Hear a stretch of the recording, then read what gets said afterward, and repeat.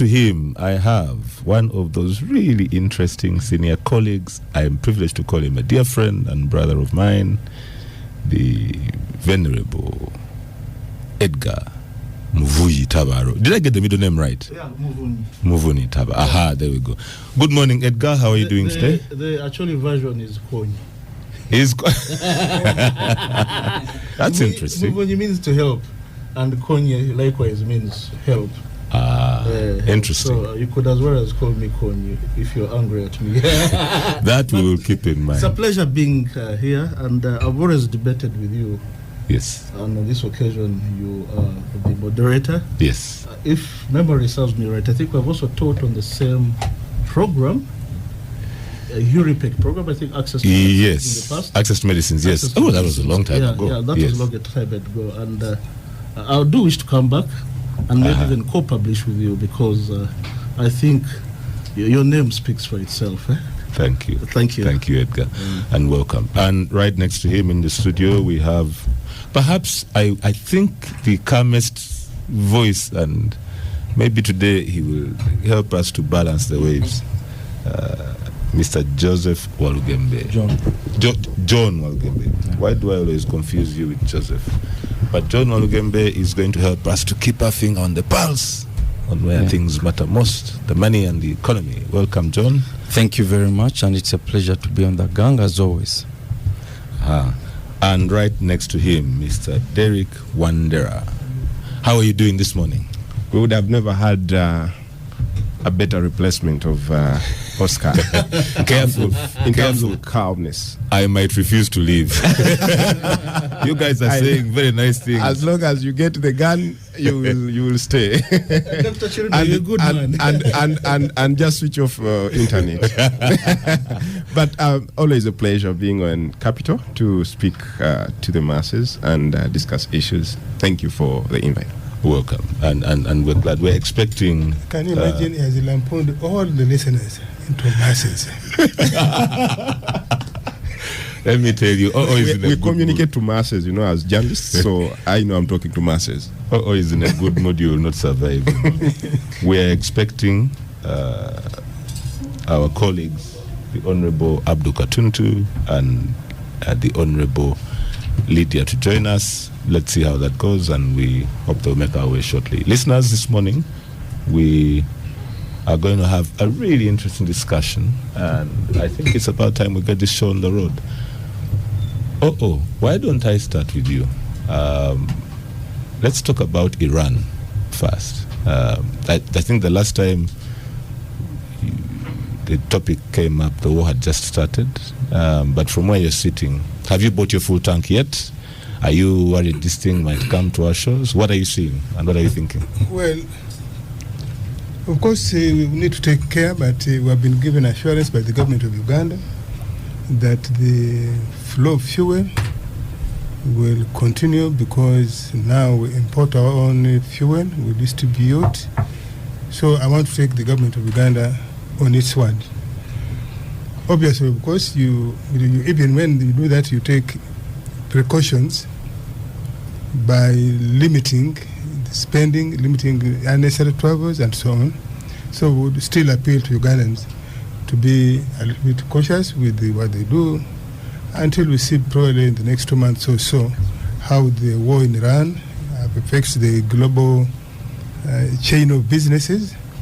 But yeah, that's it. As for the war, I think it has been long in the pipeline. I think they just took time to find a strong-headed person to explode, and now here we are. I'm not sure how the dynamics will play. I see as if Americans are using the same old strategy of shock and awe. I suspect they intend to soon launch comprehensive air war, isolate Iran by using threats to their would-be allies, who, for now, they seem to be holding out their fort by refusing to directly join the war. But knowing what America is, I'm sure they will get their way. I don't know whether what is in Iran is bravado. You remember Saddam Hussein, you remember Gaddafi, and so I don't know. Iran could also take, having been allies of the Taliban, I suspect they are going to adopt the Afghan way and go into war of attrition to milk out the energy or sweat of the Americans. So it's still early to determine the course of this war, in my view. But obviously, I think it is unjust war of the Americans who want to bully the world, and particularly in this time, I think there are many issues domestic that the President of America is trying to divert attention away from those issues. But be that as it may, it is the global power. I don't seem to see the allies of Iran getting directly into the war, although they are now being dragged in by innuendos. So yesterday, I think they started accusing Russia, for example, of providing on-the-spot intelligence to the Iranians, as if that is illegal, because they themselves provide intelligence to others, and others provide intelligence to them. They even give them bases. But I think that is meant to whip public opinion, particularly their audiences, their domestic audiences, that we actually have a known enemy, long-standing enemy, supporting this so-called rogue regime. And yet, America is the global rogue regime. Those are very strong ones. But what a point to end. And you've raised a number of points there that I want to sort of follow up on. No, I'm now a private citizen. He's a private citizen enjoying the freedom of expression. He's MP elect. but let me just follow up with you on a few points there. America as a global regime. You've touched many points. America as a global regime. Trump is. I don't know if you've seen that really old movie, Wag the Dog, which is basically my understanding of how certain people run states. When there's a problem at the center, you cause a distraction somewhere, and hopefully people forget. So from what you're reading, is this about, you mentioned domestic diversion, is this about Epstein? Are there other issues he's dealing with? But also, just before you respond, your point on military strategy. I'm seeing two interesting movements here. The Americans are doing shock and awe. I agree with you. Do you think it will succeed, given that the Middle East has learned to go underground, and Iran seems to have done that in this situation? But also the way Iran is responding by drawing in the neighboring allies in the Gulf, the U.S. allies in the Gulf, Qatar and so on, which is causing a knock-on effect, airspace, shipping lines. How do you see that stretch out? Do you think this is likely to be a long war? And lastly, on your point about the assurances from the state, do you think in this case government has given enough assurances and there is actual ground preparation in terms of how we respond? For instance, assuming we have shocks on fuel supply. Let me start with the last one. I don't think we are capable in the long run to buttress ourselves from the ripple effect of that war. If you look at the Iraq war, you look at the COVID pandemic for 2 years, I think we are likely to adopt the same strategy as a country, as a region, of self-reliance, but also we don't get overdue involvement with those issues. We stand here and watch things unfold so that we are not directly drawn into and I mean, you saw Ukraine, we have survived the same way. So I think we are going to survive in the same way we have done with Ukraine, with Iraq, with Libya, and so on. I'm not overly worried, but we must take a precautionary approach to how we spend, how we do many things. Now, I think if you look at the last 3 years now of Israel, in just dealing with Hamas, Israel has not quite as yet dealt with Hamas in that narrow strip, Gaza Strip, of 25 miles. It's like from here to Gaza. I don't see them prevailing over Iran that easily. I don't. So you're saying it's likely to be a long war. It's likely to be a long war, even with that shock and wave of America. I think it's likely to be a long war. Okay. John. And particularly if the other allies of Iran offer even basic support of not allowing America to bully them to use their airspace. I don't know whether America by itself will impose close off their space. Iran is a very large country. I don't know whether that's possible.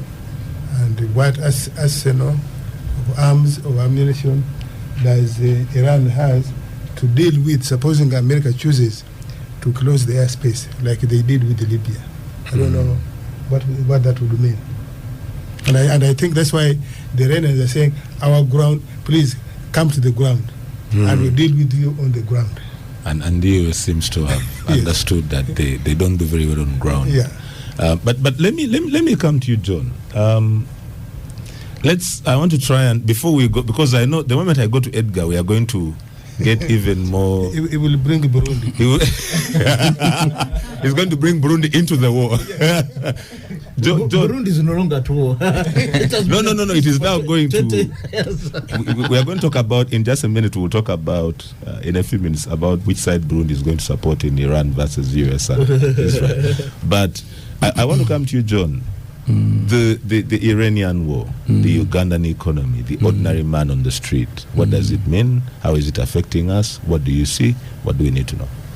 Okay, first of all, that it will, because physically we are far from Iran, but economically we are not necessarily far. The first way in which we shall be impacted is the increase in energy prices. Already, a barrel of oil is averaging $84. We think if this war continues for a long time, it might hit 100 and 150, which might start to cause us issues, because as Uganda, we are still a net importer of petroleum products, and even though we have a stake now in the Kenyan pipeline, and we have set up UNOC, and there are some strategic fuel reserves, this cannot necessarily be enough to take us through a long period of such a war. What is also happening is that then that will lead to the increase in everyday commodities. So now locals, Ugandans will start to say, things are suddenly more expensive than before, because once the cost of fuel and the cost of transport increases and there's disruption in the global logistics system, it will reflect in the cost of ordinary commodities. Now the central banks will try to raise interest rates in order to fight this inflation, but this will be imported inflation, so they will not have much space. Instead, they will simply make it difficult for people who want to access credit to be able to run their businesses. What you also see at such times is capital flight, that some of these investors, either portfolio or otherwise, choose to take back their money because they feel it's an uncertain kind of period, and therefore they are safer having their money back home. That's why you now see that the US dollar is strengthening against the shilling. That indicates that certain investors are choosing to go back and seek safety in the US dollar. There's also been disruption in travel. There's disruption in tourism. Uganda, the UAE and the Middle Eastern countries are starting to become a good market for our products. So there will be that disruption, both in terms of them being the end consumers of our exports, but also them being transit routes for our exports. For instance, most of our coffee would have to transit through there to go to Europe. So the economic impact, therefore, on African countries will be felt depending on the length of the war. Scenario one is that it will be a short war, and that's, I think, was the planning of the US. Scenario two is that it will be a long, destructive war. In this case, the US is going to be forced to capitulate because, honestly, it appears that they did not fully appreciate the extent of Iran's response. They also didn't appreciate the intelligence. For instance, when they emptied their bases, when Iran said we'll hit your bases, they removed the soldiers and put them in hotels. And then Iran hit the hotels. Then they are there, oh, why do you hit civilian targets? So that's why now they are choosing Russia of sharing intelligence, because the intelligence that the Iranians have is very, very, very precise. Also, the reasons being advanced by the US for this intervention are not clear, because on one hand, it's to curb nuclear proliferation. On the other side, it's regime change. And the US doesn't have a good record in terms of regime change at all. And if that's their stated objective, in my opinion, they'll ultimately fail. If the Taliban were able to beat them, I think the Iranians are better prepared this time. So the stated objectives are not clear, but also the approach that the US uses. The US is fighting a 21st war using post-Second World War methods. How do you take a big aircraft carrier? It's a target of missiles. It's a target of drones. You see, so the U.S. has not learned from their failed wars in Iraq and other places. They've also not learned from Ukraine, actually, because Ukraine is the first war front where you've seen modern drone warfare being shown. So the U.S. is completely unprepared. But also, if you look at the cost of their ammunitions, you see they are using interceptor missiles to intercept a drone. A drone costs between $20,000 to $50,000. One interceptor missile costs between $1 million and $4 million. You need 3 to shoot down one missile. So basically, every time the Iranians shoot one missile, you lose $4 million. So that's why they're running low, and also their production capacities, because they've privatized their military industrial complex. So they only produce 300 per year. So in my opinion, it doesn't look good for the US. Of course, they can come on TV because they are good at propaganda, of course. So they control the narrative. But for Iran, it's a war for survival. And every time they keep fighting, it's a win for them. Yeah, because it's a fight between Goliath and David. So, John, you've cast this in two very interesting lenses. And I want to start on the economic before I come back to the more strategic, broader issues you've raised. On the economy side, you've highlighted very well the impact on travel, tourism, and I think you're dead on the money there. Inflation, rising fuel cost.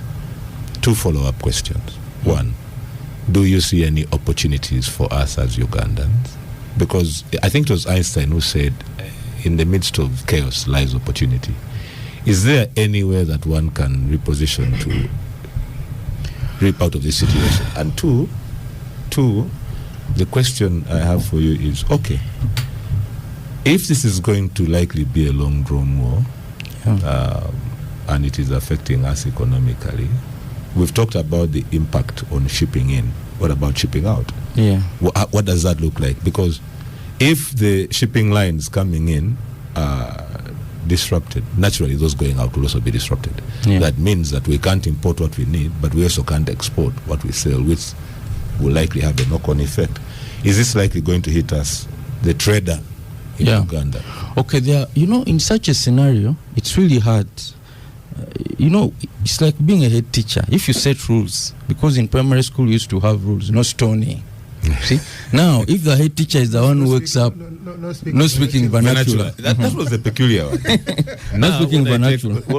You raised a good one. John, I'm so sorry, but here I have to chip in. When I take my boy to school and they tell me, we're now teaching them Luganda, I wonder whether to be angry at the teachers. But anyway, John. So, having set the rules, said let's not do this.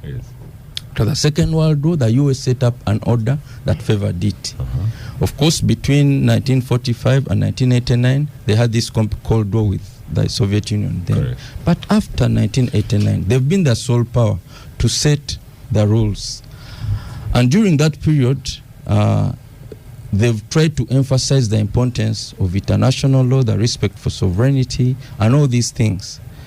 Now, if you are the one going into one sovereign state and capturing the head of state because you don't like them, and if you are the one going into another country and saying, oh, we'll assassinate the head of state because we think he's evil, and evil is a completely subjective, it becomes very difficult. So there's not much advantages I can see from this. I think even for Uganda, there's more to lose in this scenario.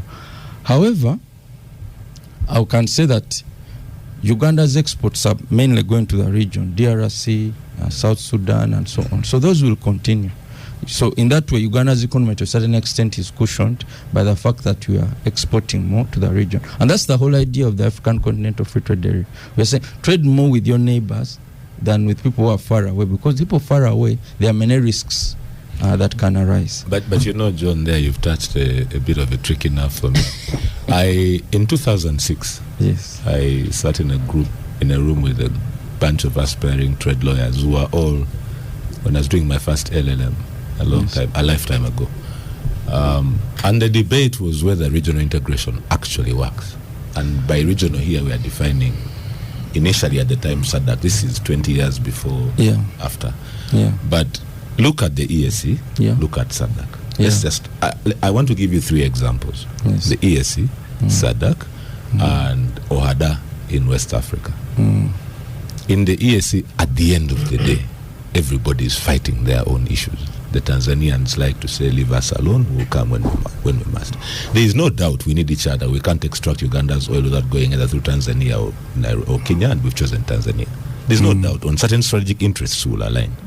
But on day-to-day, there's still issues. South Africa will align more with Europe than with the rest of SADC when it comes down to the numbers. In the end, the volumes just don't support a function of SADC. Is it there? Does it exist? Yes. Does it benefit others? Depending on how you define benefit. Do you really believe that COVID, and Owo mentioned COVID, I think it was a brilliant analogy. Owo's points are usually too loaded to break down in granular detail.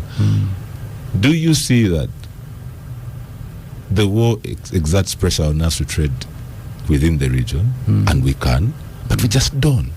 No, do you see this as a long-term strategy? No, I mean, it's like a husband and a wife who keep quarreling, but they are developing. When they have to buy land, they agree. But sometimes they squabble and so on and so forth. So if you look at the trade figures... use that example, you should ask Edgar about divorce cases and what happens there. If you look at... I thought you are referring his own divorce. No. If you look at... Mine are not prolonged. If you look at the... I ship out and immediately and move on with life. I'm a serial monogamist. So back to you, John. If you look at the trade figures, we are trading more with each other. Yes, there are issues of non-tariff barriers, there are vested interests within each country, but overall, what you see is progress. Of course, they are also hesitant. Some countries are hesitant in terms of the integration project, like Tanzania, like DRC. But my opinion is that with time, the facts speak for themselves. DRC, being a member of SADC, will trade more with Uganda than it will with South Africa, whether it wants or not. So ultimately, regional integration, from an export perspective, is the way to go. In terms of import substitution, I think it also presents opportunities. Because if we import less, then you have to think, okay, what can we do to replace some of those disrupted supply chains? What can we do to replace? So I think this is where I would urge government, because for me the challenge I have with the import substitution talk is the lack of a capacity building program behind it.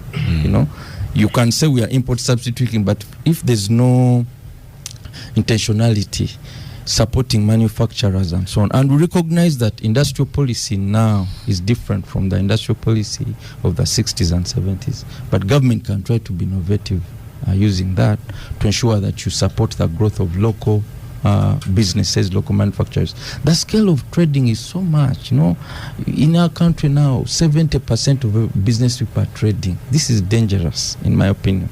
We need to look at growing our manufacturing base. Supporting the growth of industrial parks is one, but also supporting the growth of a cottage industry sector. For me, I would set up a special program to support the growth of cottage industries. So, John, you've gone where I was hoping this discussion would go. When I asked all the follow-up about are we really that prepared, and we talked about, and I brought up the issue of exports, what I was hoping we'd get into is maybe what the war is showing us is that, and actually laid the foundation for us well. COVID, Iran, whatever is happening, external pressures that affect us on a day-to-day basis that looked remote 10, 20 years, 50 years ago are not remote anymore. We need to start looking internally for solutions, and what are we going to do when we can't reach the shores in unpredictable timelines. But let me just give you a lot to do. Since COVID, have you noticed that almost 60%, 70%, if you go to supermarkets, you go to outlets, are things Ugandan made and region. Actually, it's the first time during COVID that we had a comfortable balance of trade with all East African states. We discovered, including Kenya. We discovered that we could get crude oil from palm oil from Congo instead of Indonesia, Malaysia for soap industry here, and I think we have almost since cut off importation of that oil from Malaysia. It increased our resilience. It increased our resilience. We discovered that actually there's potential of some things that we can use here. So, in fact, the concept of brick and mortar for business completely collapsed. I agree with John. Completely collapsed. I agree with you that the government policy is there. We are not giving sufficient support to the local industry. So then, therefore, on that point, perhaps what we are all agreeing on is that the biggest opportunity this war brings to us is to cause another external pressure. We seem to work better under external pressure to compel us to revisit certain things, and I don't know if we manage under crisis rather than managing crisis. but should it be that when I'm coming to you, Edgar, in just a second. But John, the point there is that one of the opportunities that we can then tap into, and how do you then connect that to the point on capital flight? Because I have been concerned about what's happening in Kololo. There's just too much construction in Kololo. And what that tells me is that given the prices of housing units in Kololo today, I don't think that's local capital. Now, some of it is from the UAE, maybe it's from the Horn of Africa. There you go. Now, if the capital that is infusing the economy now is in large part external, and you have a disruption like this where people will sit on their balance sheets, first of all, are these the kinds of people like the multinationals? Every year if you watch March, April, the dollar suffers because people are repatriating, right? When Total and Vivo are going to declare a dividend, in that week, Bank of Uganda must be involved. 2 companies. Now, Horn of African businesses, I don't think are that structured. So you have a new dynamic in the deeper economy. What does that? And that is the money that affects rent prices. My office is in Kololo. I pay my rent in Kololo. So whether or not the money is from Horn of Africa or from Dubai or from a Ugandan, I don't even know. All I know is that I pay rent in dollars for an apartment in Kololo so that I can earn in Uganda shillings. And when the dollar suddenly jumps, my rent doesn't fall. And yet my fees, the economy is constrained, can't increase. So how do you connect those dots for us? No, so I think that it's a risk. If you look at how capital or money comes into Africa, some of it comes from the US through Europe to here. Some of it comes through the Middle East, Dubai and all those hubs into here. Some of it comes through Johannesburg. So if you have a Middle East, because now countries in the Middle East like Saudi Arabia and the UAE were now becoming financially confident to come and invest in Africa. Now, if you create the kind of risks that they are facing at the moment, unanticipated risks, because when the UAE diversified from oil and gas, or tried to diversify, it went into aviation and tourism. Now these are very sensitive sectors Now, if you're showing that they are hitting, so this conflict threatens both. So it will make the UAE less able or willing to allow its people to invest before sorting out things at home. The other issue is around remittances. We have our young people working in all these countries, Saudi Arabia, Bahrain, UAE. They're sending back money that's helping to cushion our economy. Now, if the UAE is in trouble, if these countries are in trouble actually as a whole, the GCC countries, then you're also going to see them accepting fewer and fewer of our young people, and then that will, to a certain extent, affect the economy, at least in the short term. So I believe that overall, this conflict is not good for Uganda, but also Uganda can also learn some lessons. In the sense that the global order is changing, the respect for sovereign states is not taken as important anymore, at least in this U.S. administration. The change in warfare is also something that I think the country needs to change its defensive posture so that it's able to fight modern wars, not the wars of 1920 with tanks and stuff like that, because some of those are useless, as you can see in this war and the Ukraine war. So it means as a country, as we are discussing about investing in security, we need to ask ourselves, where do we put our money? Okay. Yes. Brilliant. Now, the Honorable Abdu Katuntu has joined us. Welcome, Abdu. I love your shirt. I think we are the same size. So how about the white beard? We'll be talking about this shirt after the show.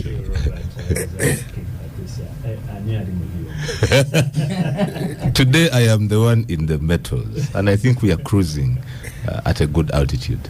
Welcome, Abdu. Edgar, I want to come to you. Both Oo and John have raised certain interesting issues, and with you I want to start from that point. I'm sure you're familiar with the Melian dialogues, which gave us the expression, the weak suffer what they must, the strong do what they can. Is this one of those situations? What are you seeing? What do you think? Bring us from global to local or local to global. What are your thoughts? We had a little bit of this discussion last week with the Honorable Katuntu.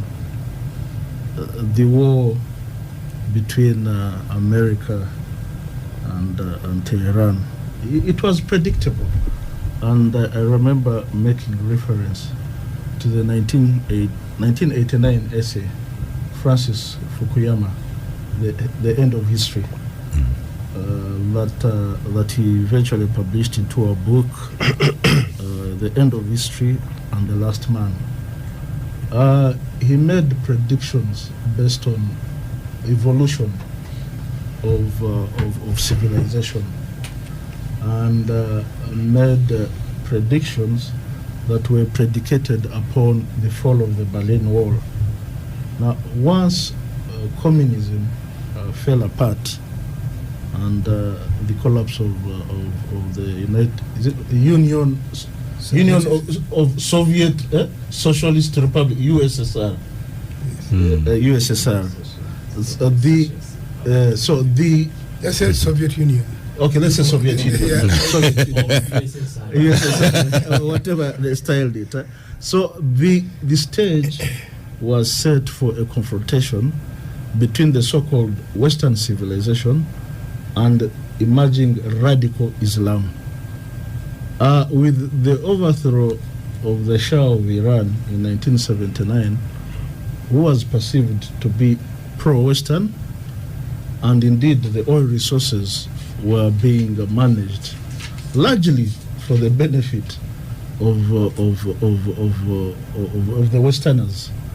And in the aftermath of the overthrow, there came what they called the revolution, Ayatollah Khomeini, and the emergence of radical Islam.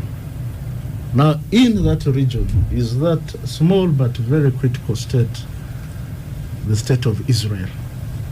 And the state of Israel, it's established on the principles of Zionism, largely Judaism.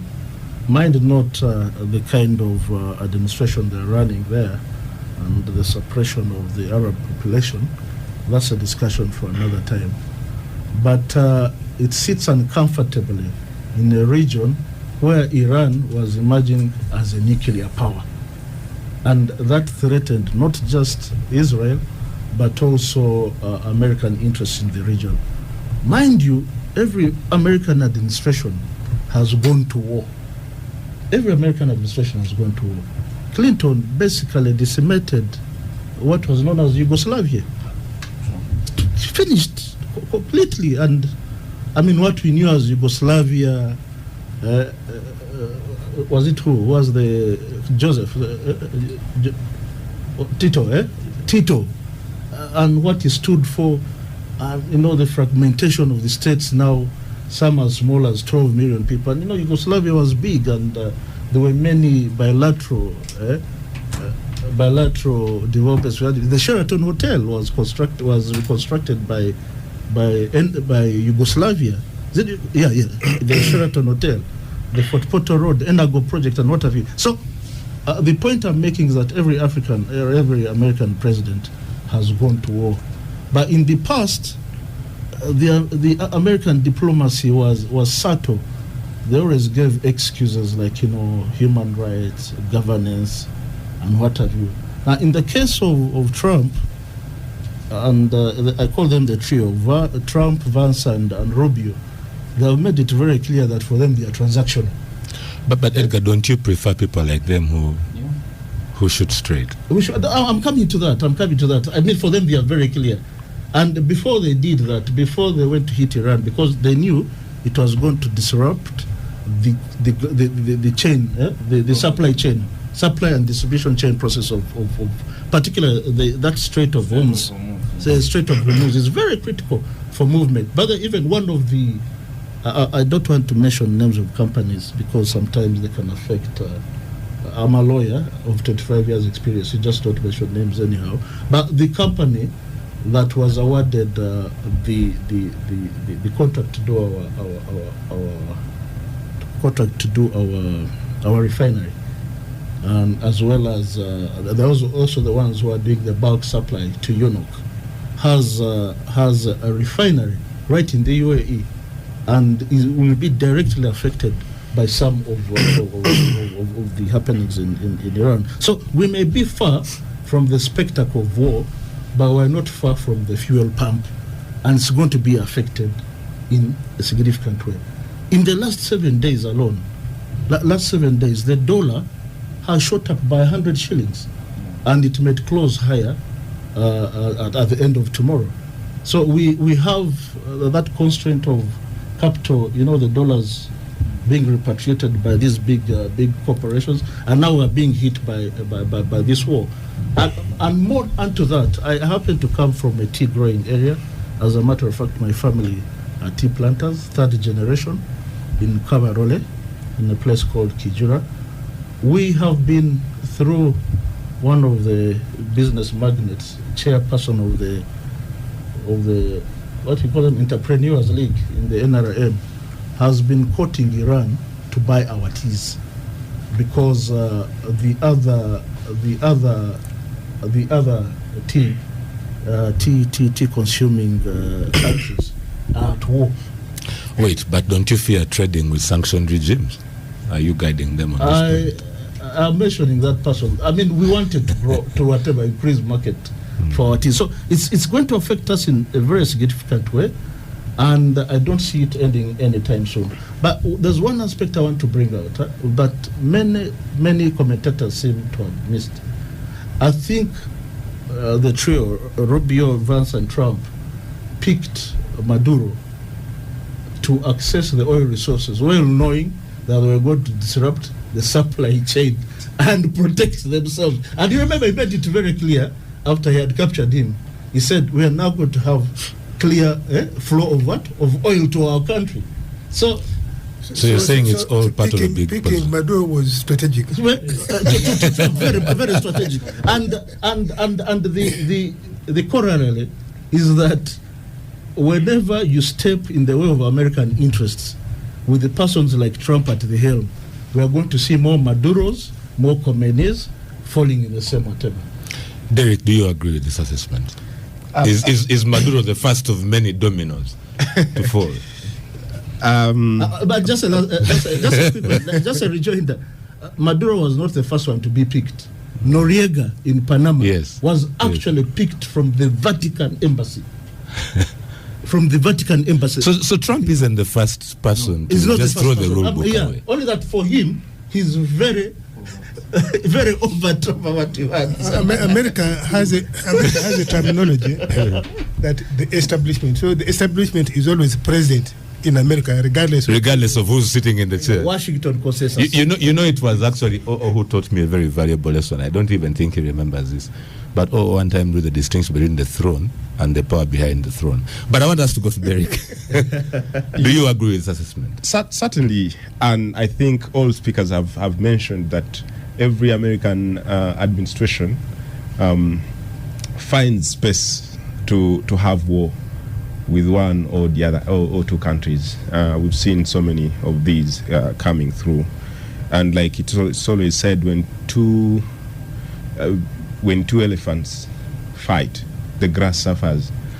It's therefore not surprising that we are seated in this place, in this studio, speaking about the war between the US, Israel, and Iran, and yet we are very many miles away from them, but facing adverse effects at that. I think it was last week.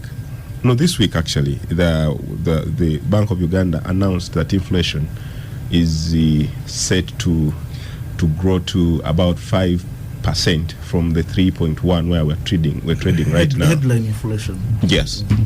I think the last time we had very high inflation was, I think, 2011.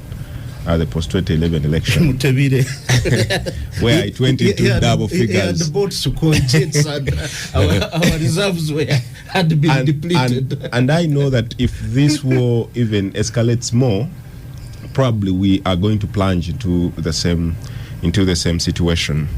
But we are being affected in very many ways as a country.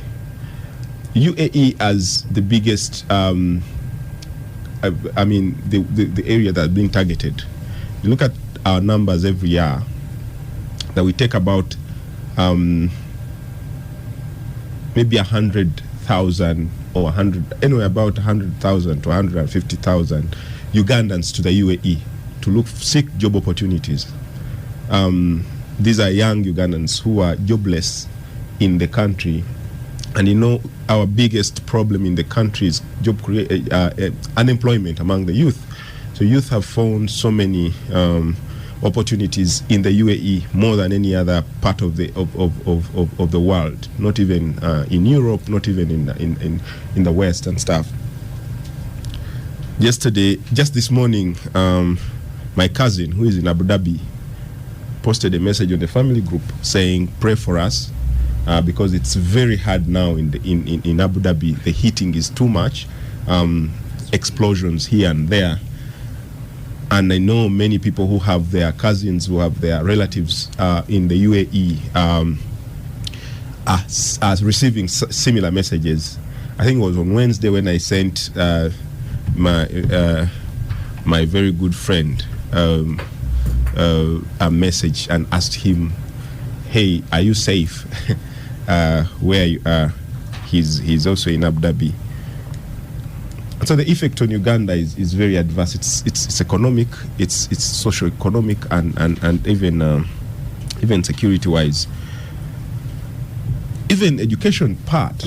I think it was on Thursday evening when a group of Ugandan students arrived, 43 of them from UAE, who had been studying, from Iran actually, who had been studying there.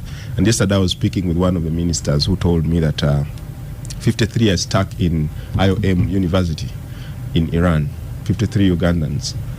And you wonder what the government intervention can be, if they have any, though, because the powers that are fighting are not comparable to Uganda, for instance, in terms of trying to help their citizens who are stuck in those countries. In other countries, we would be seeing memos embassies if Uganda was at war. Derek, just there. Yesterday, Americans issued a statement telling their citizens that America cannot do much. Yes. Just stay safe wherever you are. So Derek, you're touching on. Derek, you're touching on many really critical points here. And the first one that I am really glad you brought up is our thoughts and best wishes to all our Ugandan people who have gone out there, and some of them not even just the casual laborers. Those of us in the legal fraternity know one of the best legal minds out of this country, Ezekiel Tuma, who is now managing partner of the most profitable law firm in the Middle East. And they're in Kuwait, and he has 2 Ugandan colleagues in that firm. I checked on one of them, said, is your airspace still closed? Are you guys okay? And they're fine. Usually we forget that. And the plight of our young people that you mentioned who are in the UAE, it's interesting to see the comparison on how countries are reacting or responding, and just between the efforts. The UAE did what they did, and you can see they have the money to tell hotels, we will pay. Let extend visas. That kind of response was interesting, but does it translate to the 150,000 Ugandans who are not tourists stuck in a system where they can't even exit? Yeah. And that's an important point. So you see, we might try to speak about strategies that the 2 superpowers or the 3 superpowers are using to combat or to fight their war, and forget about the pinch that it's bringing to us, and we very well know that we certainly cannot do much. like Honorable O says, the US just called on their citizens to keep safe. If the US is the one that's in the middle of this and is telling their citizens to keep safe, you might actually think that because it's the one that planned this war, they should have picked their citizens first before they went in there to bombard. No, I think on the US, I need to push back. I need to push back on the US. The US, I think, is a bit more tricky than that. If you pick citizens quickly, you create an immediate target. Yeah. Because then they either take American lives hostage or they execute them in cold blood. There's a security dimension there, which might be different. It was poor. Very poor. So was it poor planning? Was it poor execution? Perhaps both. The so-called 6 or 7 Ps. Planning. Yes. I actually sent a message to Angelo Izama, who operates so much in the UAE, and asked him, man, I share so many social media platforms and groups with him. I just checked in to find out how safe he is and his family and people around him and stuff, and he told me, thanks for checking on me. This is a 1 in a million messages that you get from people who care about you, meaning there are so many Ugandans who are scared, utterly scared out there. And if you have a relative, if you have a friend or someone you know, it's just important that you just send them that message, because probably it's one that's going to hold them strong for the next, maybe I don't know how many hours. But that as it may, I think, and we've spoken about we've spoken about the tactics and strategies that the countries are using in fighting this war.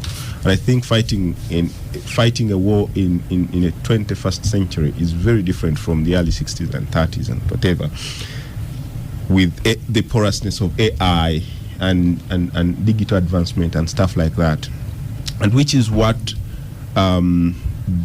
probably the US misunderstood or miscalculated about, that there was not so much technological advancement in terms of preparation for this war.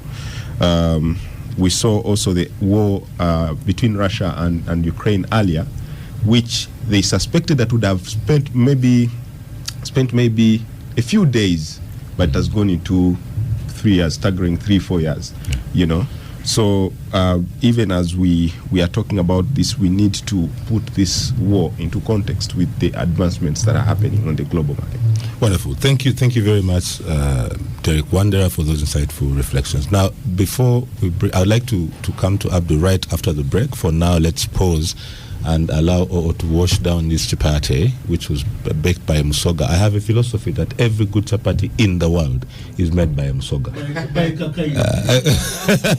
Right, welcome back from the break, dear listeners. And Star Cafe seems to have put something in this morning's coffee. The break is just too hot, with people talking about carrying bazookas to fist fights and stuff like that. But I'd like to now go to welcome Lydia. Lydia has joined us, and welcome. Can you advise the prospective Speaker of Parliament to observe decorum? As you can see. Robert, I'm sorry I've come late, but I bring you greetings from Mbale.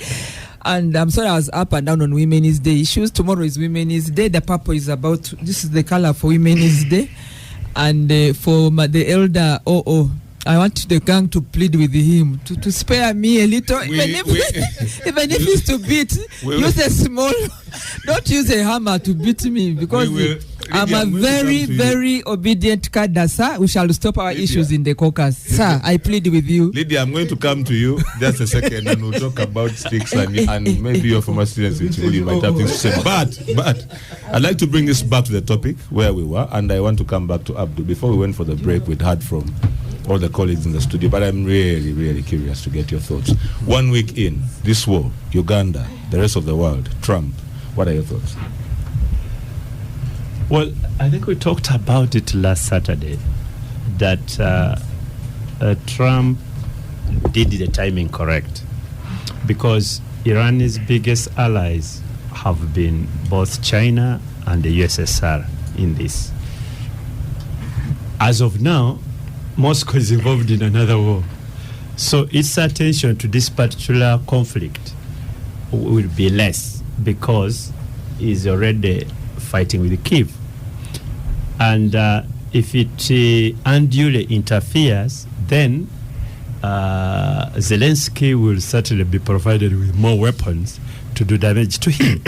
So Moscow is going to move cautiously, and Trump strategists knew that. But we are now in a situation where the two military world powers are involved in wars. It's something which direct wars, active wars, both Moscow and Washington. Now, the issue is, us as a continent, what are the lessons? First of all, Uganda, necessity sometimes makes us move out of our comfort zone, and we need to see where the lessons learned from all this. As we move towards oil producing, we should now know, the OOs, if they are still strategies for the government, we should now know that there's going to be more interest in this Uganda oil producing country by countries like the US. And that has happened in Sudan, and that has happened in Angola, that has happened everywhere. So we will not be this darling of the West, especially if we make a few progresses. And Edgar knows this. You have seen what has been happening in Congo. Because of their wealth, now everybody has gone there. Some small countries also try to go there, small geographically. I'm not sure that with Edgar in the studio you want to go down that road. Yeah. So they try to go there, but the big boy has already gone there, and you see what he has already done. Lobito Corridor is being financed by the United States. You see, so to some of these people who are especially associated with Plot 1 Uganda, you should be putting your heads together. In the short run, you can say, oil prices are going to be high, blah, blah, blah. Yes, in the short run, yes. But can you look beyond this, what does it have? What implication does this sort of war have? Yes, we're going to have a little bit of turbulences, both in the short, long run. Things like Derek is talking about, our cadamas are going to have problems. Have been going to UAE and so on. Now we are not. And by the way, what is the annual bill now of those cadamas to this economy? $500 million. Sorry, 500 million. yeah, it's $500 million. Half a billion. Yes. Yes, annually. From just that small That kadama, those kadamas. No, but when you look at remittances coming in from all over the world in Uganda, I think now globally our remittances are over 1.1 billion. Yeah, but we are talking But about just in the Gulf alone. In the Gulf, is easily 40-50% of what is coming in. No, it's 50. It's actually slightly above 50. About 50%. Of the remittances. So it is substantial. It's substantial. So those and you need to go up country and go to Western Union, Centenary Bank, or any other bank with a Western Union branch at the monogram. In the last week of the year of the month. And you see the lines, relatives coming to pick money. Everywhere in the country. No, you can even say, go to the villages and look at construction. Yes. Construction. Yes. Mabati, Matafari house is coming up. If you ask who's doing that, they say, Kadama. There's a girl from here who is in Saudi or and of course, Abu Dhabi. of course, that also explains the expansion of the factories, the industries that manufacture building materials. Yes, whether you're talking about cement and and so on. But Abdu, back to your point, yes. Yeah. So that in the short run, we are going to have all those effects and so on. There is no economy today in the world which is immune from the effects of that war. Countries like the Philippines, you can. I think they're in real Pakistan. They're real big trouble. Because when you travel to those countries, whether you're talking about Dubai, you're talking about Qatar, and so on, you'll find all of Filipinos and Pakistanis, including Indians. So yes, the world will have a little bit of tremors, economic tremors, but what lessons can we learn from them? Like indeed, we had the problem of the Ukraine war at the beginning. But for a very dark cloud, there is this silver lining. I could see Uganda has since then developed a little bit of capacities on some issues arising out of the Ukraine conflict. Yeah. In terms of I think manufacture, fertilizers and so on. There are things which we are taken for granted and we are just importing them. Now we seem to have found some capacity to manufacture them.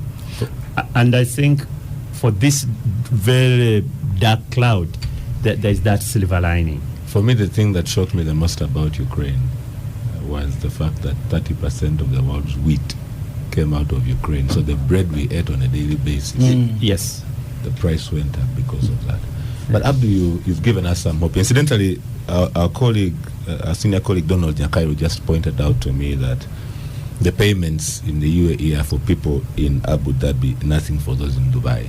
Yeah. So what payments? The payments, the ones the government was making. The remittances? The ones he means. No. The ones we were talking about earlier of the intervention of the government. Saying people in hotels don't check out, government will pay. So you can imagine there are layers to this. And I think this is the point that you're making, Abdu, and that Derek also made. There are layers to this. You have the Kadamas whom we take for granted, but are a substantial player in the economy. You have sophisticated people earning and can afford a fairly more comfortable life in those countries. Then you have the tourists who are stuck in the middle of nowhere with nowhere. Yeah, but you see, looking at it at another level, Iran has been quite a resilient and a prosperous country. I've been to Tehran myself. And sometimes when you go there, you don't imagine that this is a country under sanctions. Yeah. Because you see, it had some sanctions, but there are those the Americans can't drop out. For example, its trade with China continued because Iran continued selling its what? Its oil and so on. So to that extent, the country continued, on a prosperous run. And America really, I don't know whether this is not the beginning of the descent of the American empire. Because, let us look at history. How long did the Roman Empire last? Not a century. How long did the British Empire last? Well, it still lasts. We are speaking, we are speaking their language. Ability to physically occupy and influence the entire geopolitics of the entire globe. They controlled the high seas. Yes, and so how long? Even the Portuguese, remember at one time they the French, the high seas. Even the French. History says no civilization, no empire lasts more than a century. And let me tell you why. So even the Americans themselves should be looking at this. I mean, such a section of the Americans. They have these sophisticated weapons, very sophisticated and expensive weapons. You can't use it. But sometimes now innovation has come up that you can use a crude way, a cheaper way to fight this sophisticated weapon. The story of the drones, for example. Very cheap. That to sort it out, you must use very, very sophisticated and very expensive, maybe 5-7 times more expensive than they are. And then the technology, by the way, soon you'll find that the arms technology is not restricted to the so-called big powers, the US and so on. You're going to find smaller countries also coming up with some innovations, especially because now the world is going to drones. Drones are really big menace now. Especially in the Abdul, I'd like you to conclude, but the point you're touching on now, you're provoking me to bring up the use of AI in war. I mean, all those. That's why. But perhaps you're parting going. So we can, that's why it's going. And I don't you can see this thing is big. I don't think the US has a monopoly of some of those things now. So as they move towards Venezuela, they are now in Tehran and other areas tomorrow. I think they should know, because see, every war gives other countries thoughts. So if we are faced with this situation, what do we do? And so on. And guys are back to thinking. And as I end, even the Europe itself, it can no longer rely on the US. You have seen that the European Union now, they have gone into increasing their defense budgets. The other day I was reading the French, Paris. Paris has now said is going to increase its nukes. Yes. And they have gone public about it. Proliferation of so other countries now, what do you the nickname of the other short man in Korea? Kim Jong. Kim. That's not his nickname. The other has his other nickname, which I don't have to. So now the guy says, "I told you to sort out this, you must have this power." So are we going to have every country that tries to attain nuclear status being attacked, or it is now the only way of survival? So Africa should be thinking really about with all these resources, what next? Yeah, all right. But you remember the president has been multipolar world. He has been talking about center of gravity. The president has been talking to Africans about what he calls strategic security. Because now, this is now survival. It is essential. What should be the elements in that strategic security? Is it food? Is it medicines? What is it? Is it weaponry? Is it intelligence? He has defined it as also access to the sea. Yes. Access to the sea.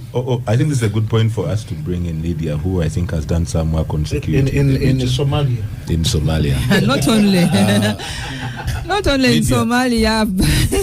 Me, I said in the but region. It's the one you know that you call me a Musomali. Your thoughts on this before we go to John to close out this topic. The thoughts about the Iran situation. The first one is the fuel. You see, I found when Honorable Katuntu was making an important point. Nobody is safe in this thing. Whichever part of the globe you are hiding, there is the way we are now all wired as a small village. So the first thing, even for us in Africa, it is the fuel.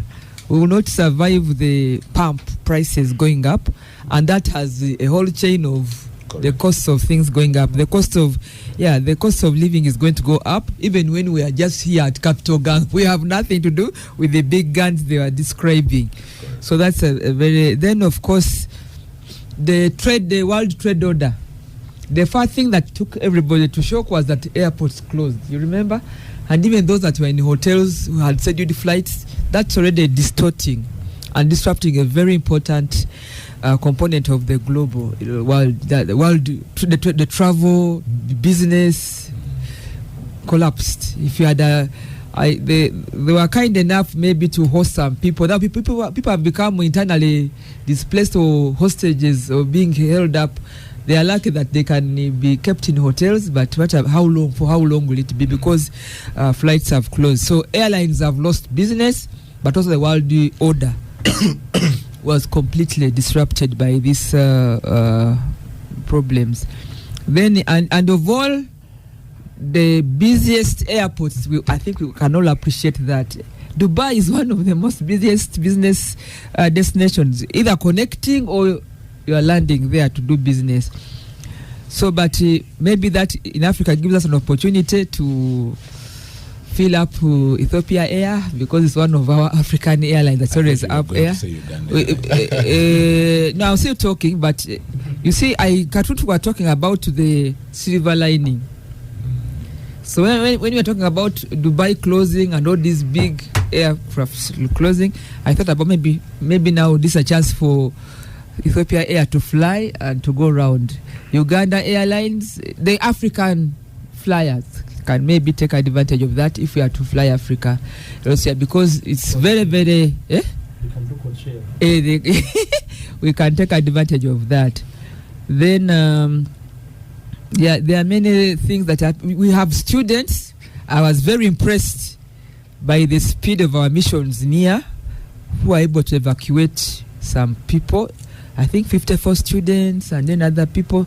The embassy in Turkey, our friend Honorable Ambassador Tipper is there, and then of course Major General Bobo Geek. They evacuated our people very fast. They began with students. I think that was we have to appreciate that, given the difficulties our missions go through to manage such emergencies. So they've done us well, but that's another issue. The disruption of normal diplomatic work. It is a problem. Now they are dealing with emergencies than the normal consular services, and if you don't have the capacity, you suffer. That's one over there. Yeah, you suffer.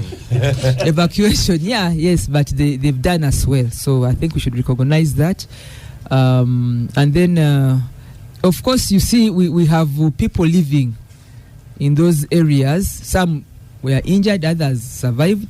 So if you don't have an active embassy, already nationals are now flying their passports. Where can you go next? Because if you don't have a very active mission, you suffer. But you have an active mission, then you have to find evacuation or where to stay because of the disruption. So I saw actually Ministry of Foreign Affairs very active on this. I think we should also recognize that they've been able to be up to that job. By our friend P.S. Vajiri, he was issuing statements, which is also very good, calming families that have relatives there, and also trying to update on what is being done to evacuate our people. It has also, it goes back to what has been on the debate at the African Union table on the issue of getting Africa to be a permanent member on the UN Security Council. We've not succeeded yet, but that's a voice there. But then what can Africa do? Lydia.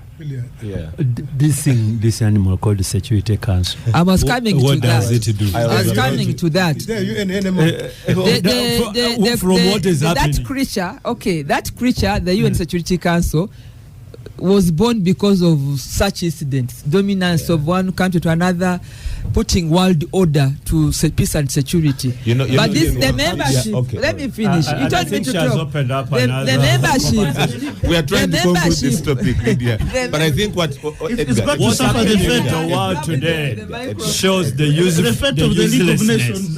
Right. The UN and actually the Security Council. Yes. So it's an indictment, if I may say that. Okay. It's an indictment to these regional bloc institutions, leagues, that were supposed to bring order to the world aggression, given the story of the First World War and the Second World War. So we thought that by those mechanisms, like the UN Security Council, they would be able to come in and deliver. The charter is very detailed about rights, non-aggression. But now the members of the permanent members of the UN Security Council are the aggressors. So what does that take us? So that in summary veto power is what I can say. I think we are now fixed. We don't know where to go next. So can even use the veto power. Yeah. I think. Because now can use the veto power. Now this speaks to what happened to you. Remember the story of Saddam and the weapons of mass destruction and how he was dealt with by the powers. Remember Libya. And if I don't want to make Katuntu feel bad, it's the fasting season, but Katuntu can tell us. When he was in the Pan-African Parliament, these are people that felt the contribution. No. Yes. Yeah, he's there, but I'm talking about the first. Let me finish. Katuntu can tell us. Let's allow Lydia to finish. Katuntu has a more visible experience when he was first in the Pan-African Parliament on the contribution of some semblance of strong nations like Libya. The contribution Libya was making to stand up the African image and the African Union, because Libya was contributing a lot and including the growth of the Pan-African Parliament and positioning Africa. But now we went down like boom, because those big powers came for Gaddafi and Africa was not strong enough. I've had the president raise these issues when they were coming for Gaddafi. It was like they were coming like there was like how OO is beating some people, and nobody was able to rescue Libya, and Libya has not recovered. If I may say that, as well as because I go to AU to do some work there, you find that you miss Libya because they no longer have, even their delegation no longer have the clout. They come like any other. So now we have Libya was our big boy in the house and was helping out with South Africa, Nigeria, and somehow Africa was getting somewhere. Now we are really not doing well at all. Even when we want to say we want to solve our own problems, solutions for our own problems, it's a bit tough. Yeah. I'm used to sitting on that side of the table, and it feels like you have all the time in the world. When you sit here, you realize how fast this time flies. Okay. I'd like us to close out this topic. I think we have another problem. You see, the parliamentary rules of procedure don't allow the speaker to get involved in the debate. but I can see you. You are a speaker who doesn't speak. I see you itching. Dr. Chiruda is a teacher, first and foremost. This is the one thing that Patricia had to caution me about, and I think I'm doing well so far. By the way, you are given your this is a pleasant surprise. So let me go to John to close out this topic, okay, so that we can move to the next one, which I fear might be just as volatile. As I close, yes, I want to confirm that Honorable Katuntu is in the Pan-African Parliament. When I went to South Africa, I was with him. Yes, he gave me first-class treatment. which means now I must sue him for never ever giving me any kind of treatment. First-class treatment. I'm not so sure when you went for that IV, the International Visitors Program. I didn't have. That's a fair comeback. That's a fair comeback. So thank you so much. So as we close, I think that the world is at a pivotal moment, in the sense that the international institutions that have done well since 1945 are now at risk of being undermined by the very entities that put them in place. The US is feeling threatened, its hegemonic power, and therefore it's starting to behave in a very erratic manner. That's why I said it's a rogue state. That will put the peace of the whole world at stake. And also I want to disagree with my colleague Edgar, who talked about radical Islam. This is the kind of propaganda that we don't really want. How do you judge that this Islam is radical, this is moderate, this is what? Good then should we say there's radical witchcraft or radical, radical witchcraft. We can't. Radical witchcraft. So we don't want to. If you're looking for the left breast of a woman, then you're radical.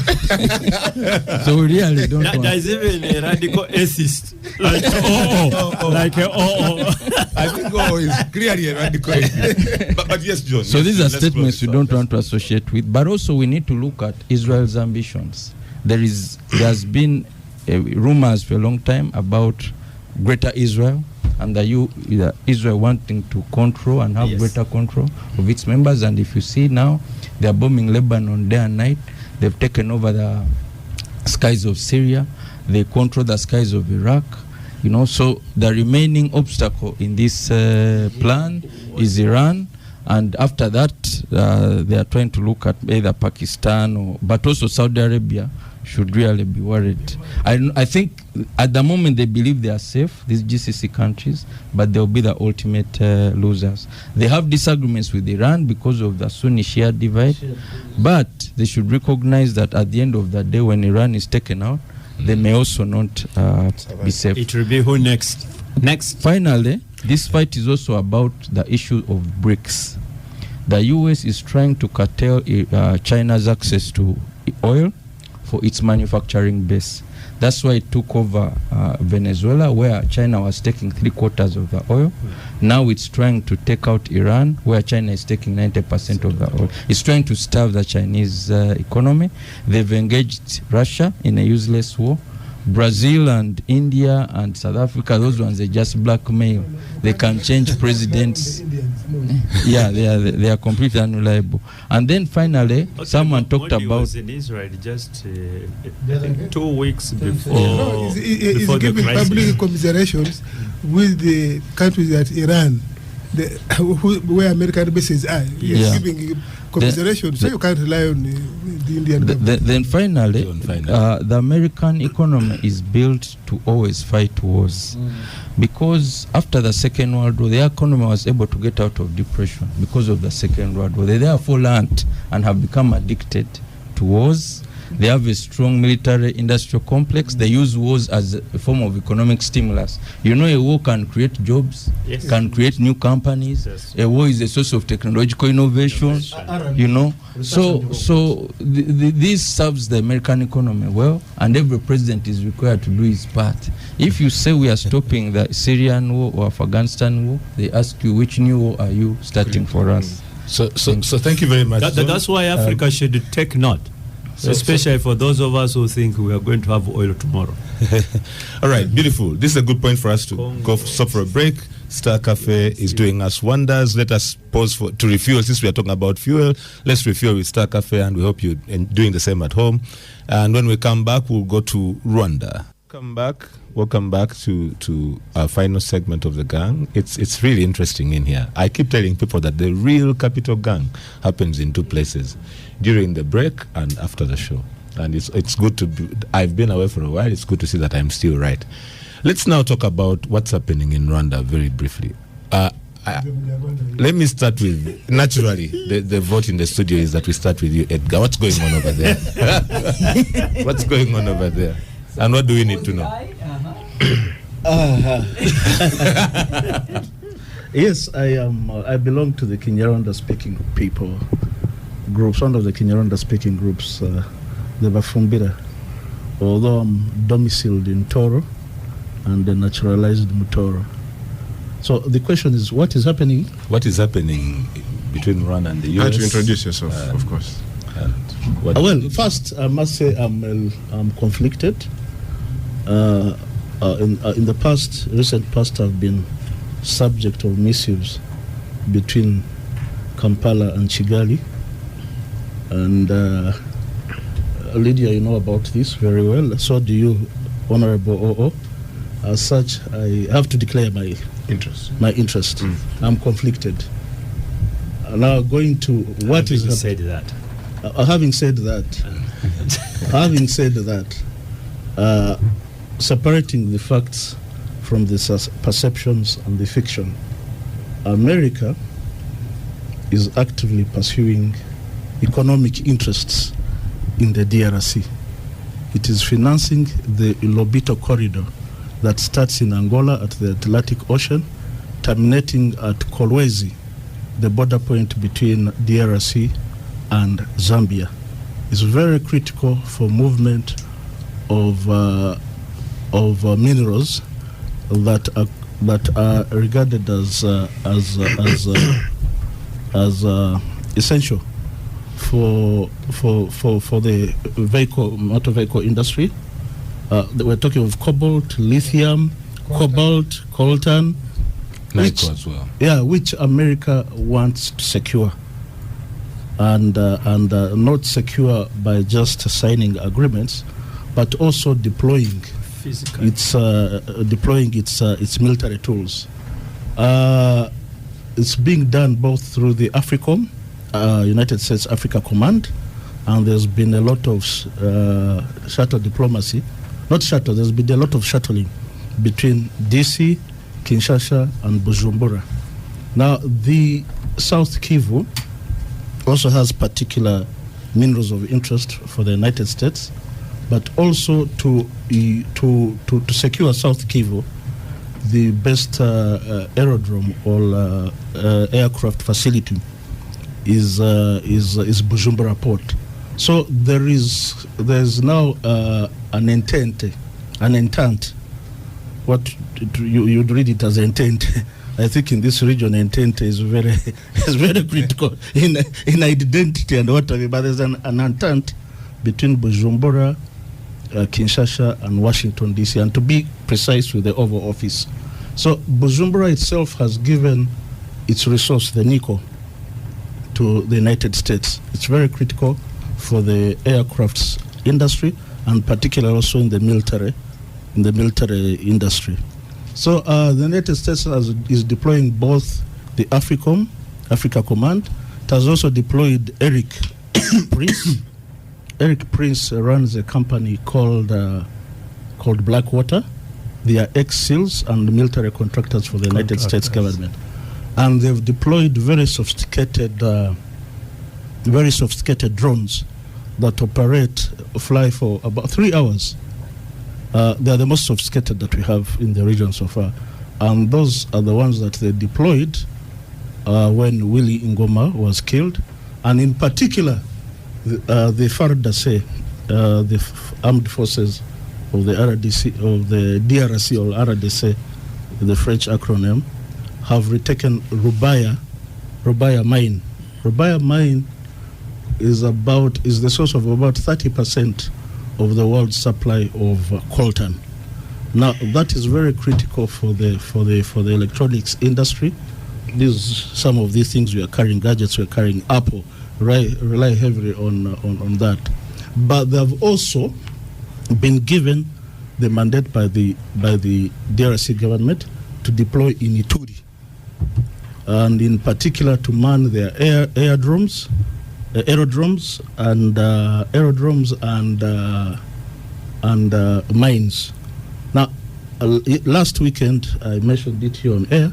You shall recall, Honorable Katuntu, that might put the operations of FARDC at variance with UPDF if there's no synchronization and alignment. And indeed, later in this week, I saw a letter by a sector commander of Ituri. Sector commander, not a division, not even at CDF level, but a sector commander, a colonel. Of which army? Of FARDC, limiting the deployment of UPDF in Ituri. So, Edgar, one parting shot on this. Yes. Where do we go from here? And how does this affect us? excuse me from further discussion on this matter. Excuse me from further discussion of this matter. I've given you the facts. I'll not give you opinions. Thank you. Now let's just go around the table as we start our wind down. Lydia, RDC. Now you see that I'm trying to learn French in the studio. RDC. Or maybe in your mind, RDC is the same as Rwanda. No. Lydia, let's just go around the table real quick, as well as your participation. What's happening between Rwanda and the US, Congo? Edgar has laid down the facts, as well as your parting shots. Again, I would want to refer to people like Katuntu, because he's being in the Pan-African Parliament. He has sat or interacted closely with the members of Parliament that come from Rwanda, and those of us that were also in the East African community. We think Rwanda geographically can be a small country, but I think for one Rwanda, they're called Rwandese or Rwandan, one Rwandan is equivalent to so many Africans, other Africans. They are so focused, they are very aggressive, they are so networked.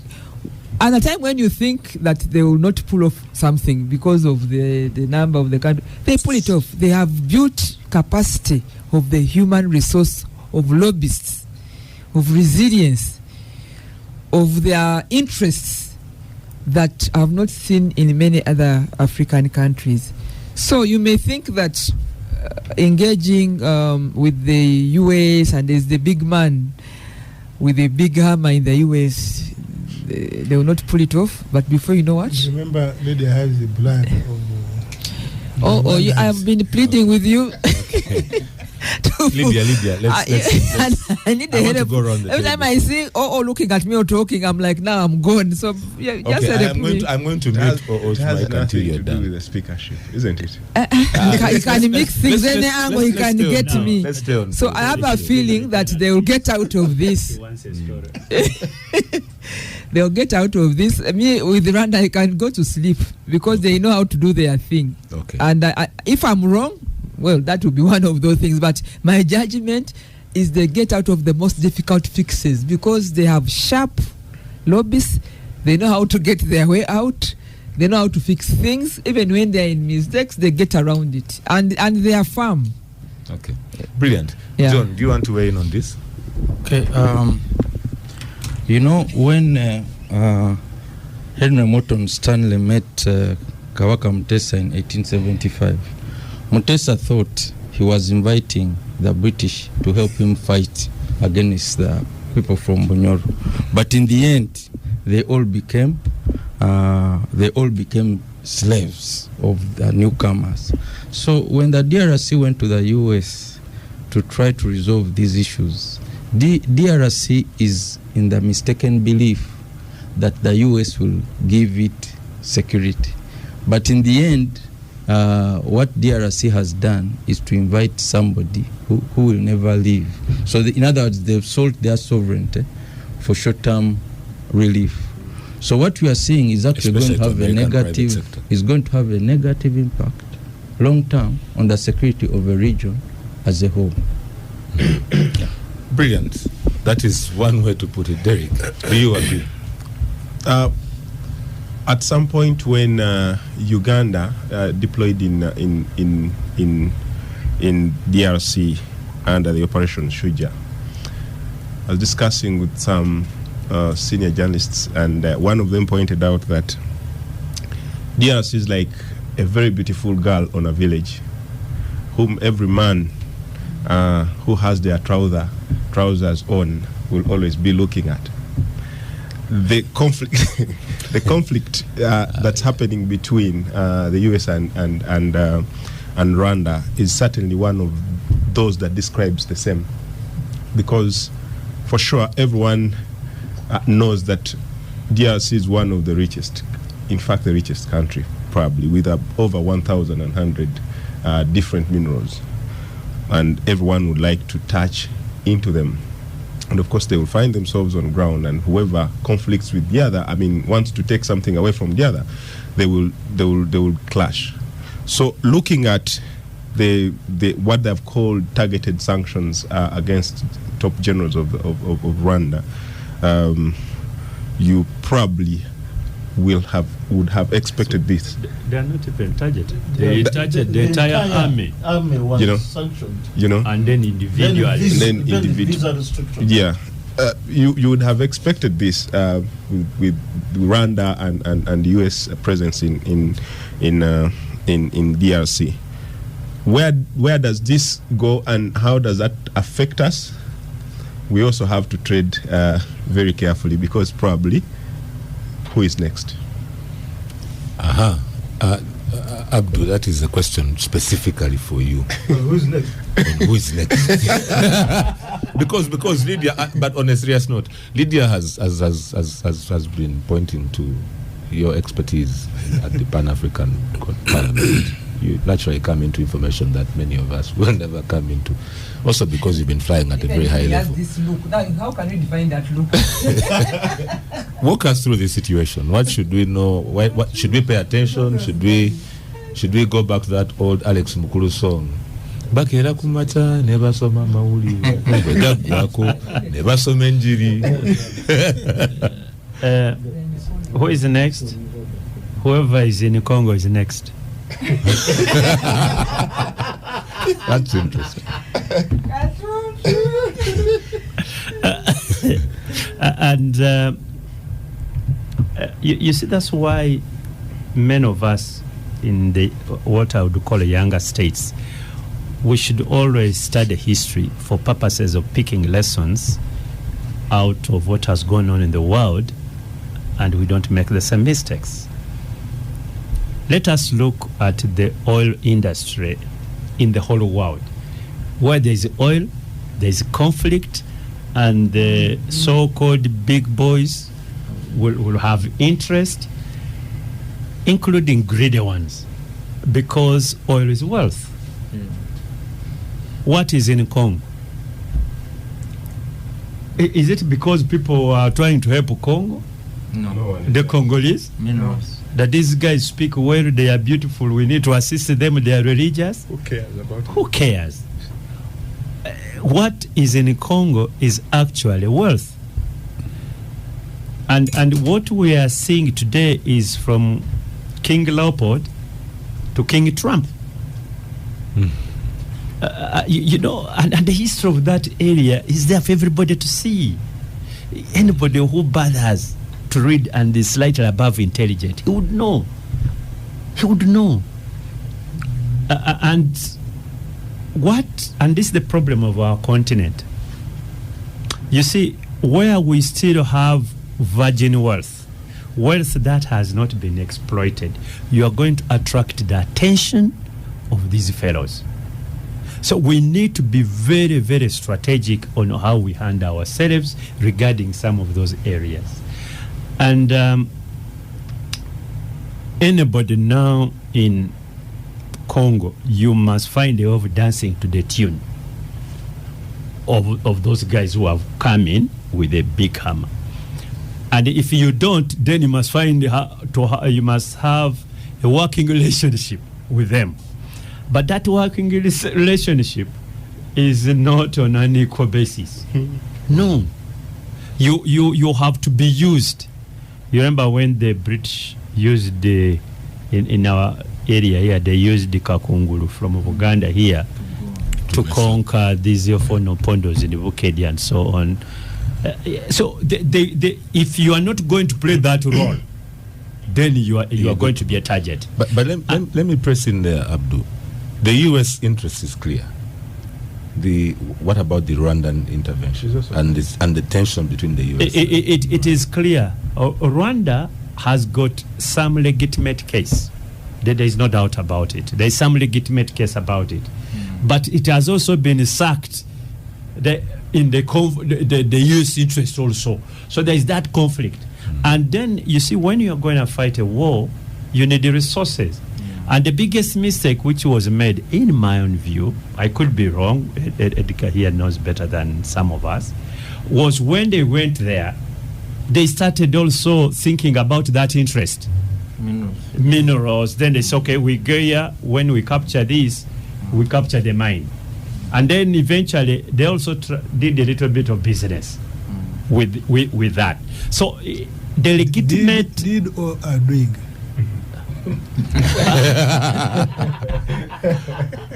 I am not so sure whether it is in the past or present or past participating. So let's say did and may be doing. So it got mixed up, and once it got mixed up, now the blacker waters come in and they must sort out the entire. So they don't mind so much about the legitimate interests of Rwanda. They don't. So to them, Rwanda there is now both, and they are looking more at not the legitimate interest of Rwanda, but at the what you would call the illegitimate interest of Rwanda. So Kigali is in a very difficult position in my view, and I want Kampala to take note and study and say, okay, how do we handle this hot potato? Because DRC is going to be a hot potato. It's going to be a hot potato because the US, or Washington as I call it, is not looking at short-term interest. It's looking at long-term interest until those minerals are exhausted. And I'm telling you, it's a lifetime. And as long as they come in, like indeed they have come in, they have even signed agreements. Now theirs is to make sure that they exploit. You remember that's what Trump was trying to do with Kyiv. That's what he was trying to do with Ukraine. He immediately he comes in and says, you come, sign this. Remember the conflict they had in Washington when Zelensky went there and of office, and then so there is this agreement for you to sign. They had already prepared an agreement for him to endorse. They said, okay. Then the Europeans flew in. They said, by the way, what is this you are signing? We don't know. And Trump did speak well about it. So Africa as a continent, and more particularly Uganda, we now need to be a little bit more intelligent and say, okay, once we get involved in this, what is our end game? What is our end game? If we just move in without thinking it twice, I can tell you we'll be sucked in something which is going to be disastrous to our own country. Brilliant. This is a good point for us to come to you, and I did it intentionally to end here, but also for you to give us your final thoughts on this show. Tabarro has given the dynamics of the Americans. You know, when we were in Rwanda, as you know, for 4 years. In that war, when at the conclusion of that war, Have you left? at the conclusion of that war that liberated Rwanda, the entire army of the government that had collapsed went to DRC, the genocidal group. And at that time we said, the French who had deployed there said disarm. That the French then put an operation called Torguan, and refused to disarm the people who are running away from Rwanda. And that is the legitimate interest Rwanda has today, will have tomorrow, which they have continued to waive as their justification to be in DRC, because the other group is still active. But what of the Rwanda-speaking citizens in DRC? No, but that shouldn't be the job of the Rwanda government to fight for the other citizens. It should be the other citizens to fight for themselves. Now, Rwanda got sacked, and you remember we were accused. I think we've been having a bill on our head. We've been paying slowly. Yes, we have. We are paying. Uganda withdrew, and I think we are no longer being as accused as previously of getting involved in unauthorized exploitation of Congo's. There is an authorized one. It is authorized. This time it's authorized. If I was that side, I would say unauthorized by who? No, this time it's willing buyer, willing seller. Now we have agreements. We have some MOUs. We have agreements with the government, and that's partly the reason you see our trade with the DRC is almost over 1 billion. Yeah. Oh, it's good business. It's good business. It's not exploitation. It's business. Including us doing transport infrastructure there, because we think we can. Now, Rwanda certainly is exploiting, going through the other dubious means, because they say if we can occupy a place but denies, they are doing what we call hiding in plain sight. you hide, but people are seeing you, and for you think people don't see you. Aisha are not speaking Chapadola.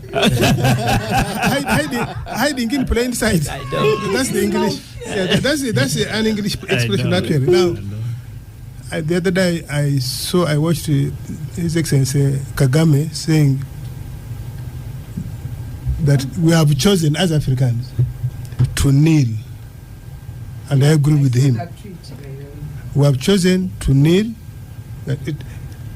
The plight of Africa is because the leaders have chosen to kneel even where they shouldn't be kneeling. And he said, I will not kneel.